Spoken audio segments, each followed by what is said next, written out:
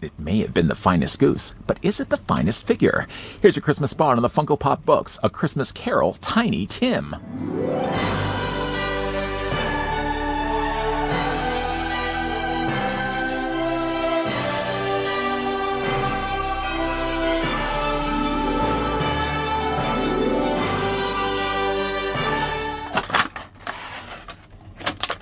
Bring home the heartwarming spirit of Christmas with the Pop Holiday Tiny Tim figure from A Christmas Carol.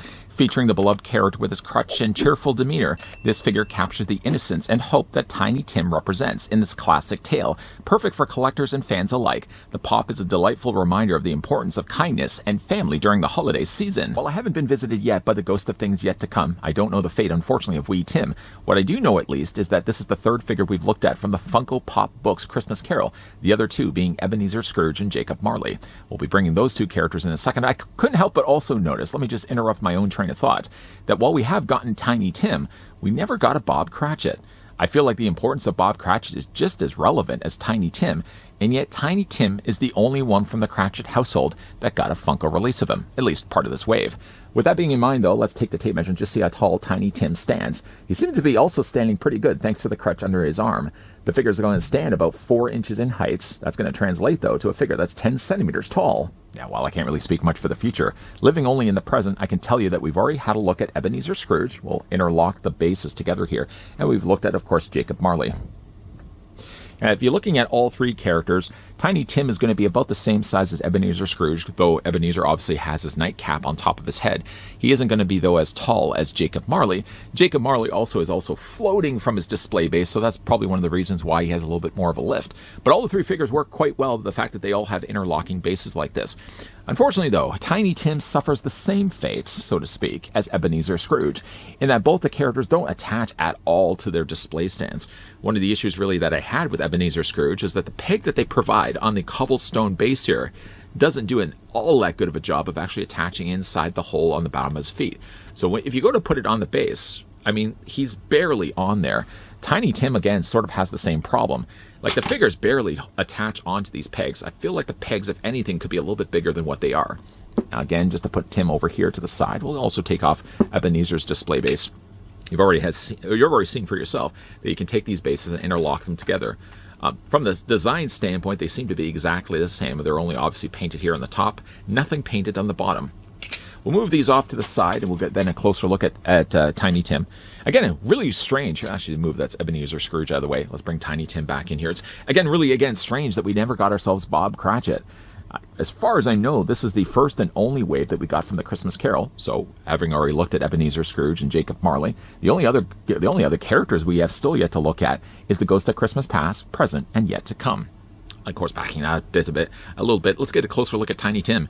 He's seen better days. I guess that goes without saying. My favorite version of Tiny Tim is actually played by Glyn Dearman. He was in the 1951 classic, known for obviously having Alistair Sim playing the main role. I know he's a little harder to look at, but for me, like, Glyn Dearman is my definitive Tiny Tim.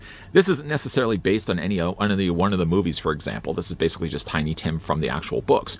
So you sort of get, again, the vibe that, Tiny Tim has seen, he's had a rough life. The man's being carried around by crutch alone. It's the only thing that's really kind of keeping him up. And of course, he also has himself the brace that's around his leg. I feel like that's nicely been done here. You can see there's some gold accents added in there. Of course, the silver struts on the side as well, allowing Tiny Tim to be able to freely move. Although, again, he's got a crutch, so it's a little bit harder for him to move. I gotta like the fact that they've added a little bit of scuff just to sort of give the idea that this man is poor.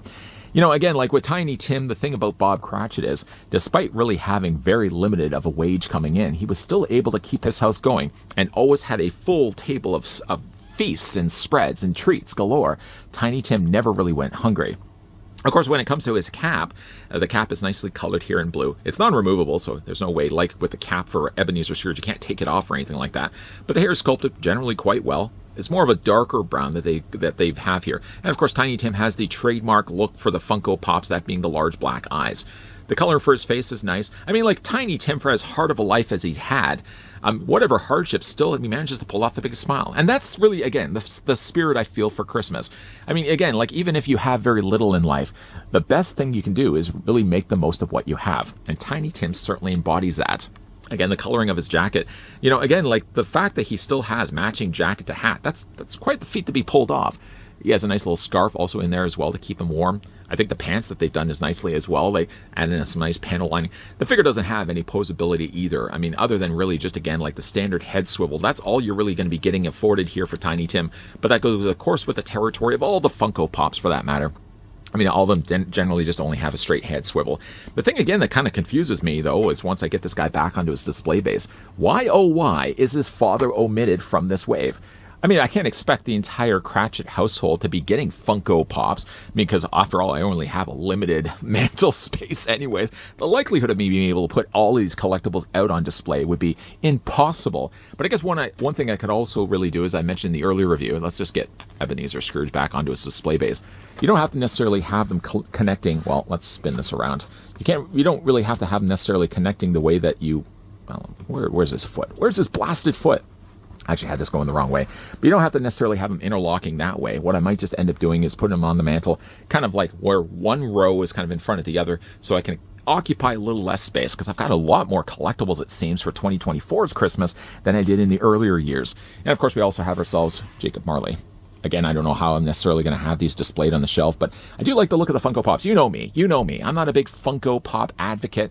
Generally, I just don't collect the line. But when it comes to a certain thing, you know, I gravitate more towards, it seems like, the holiday Funko Pops, whether it be Halloween or it be Christmas. And I'm also a big fan of the 1951 Christmas Carol, which I know, again, like these Funko Pops aren't really based on necessarily a movie per se, as they are more based on the original classic novelization of it. Having these, though, on display, even though being Funko Pops and all, I think they're actually fun little accessories, little fun collectible pieces to put on display. Tiny Tim, again, like, looks great to be on display with both Ebenezer Scrooge and Jacob Marley. Of course, we're going to be doubling that up in the upcoming review. We're going to be looking at the Ghosts of Christmas Past, Present, and Future. I do like the look of Tiny Tim. He turned out to be a really great Funko Pop release. I think I'd have to say my second favorite Tiny Tim is probably the one from Mickey's Christmas Carol. Purely more out of nostalgia than anything else. Just remembering Tiny Tim finding the toys inside Scrooge McDuck's laundry bag. It's a classic film. But still, my OG is Glenn Dearman from the 1951 film. Not that he has a standout role. I mean, clearly anybody in the 1951 Christmas Carol is so overshadowed by the performance of Alistair Sim. But again, like, for me, it's nostalgia. It's the one that I have to watch annually. So for me, that's my go-to Tim. What's your favorite Tiny Tim? Let me know down below in the comments section. Is it the one from Mickey's Christmas Carol? Is it the one from the 1951 film? Let me know your favorite Tiny Tim in the comments down below. Now, again, we're halfway through looking at the Christmas Carol book series. We've already covered off, of course, the territory of Ebenezer Scrooge, Jacob Marley, now Tiny Tim. What's left behind? The Ghosts of Christmas Past, the Ghosts of Christmas Present, and the Ghosts of Things Yet to Come.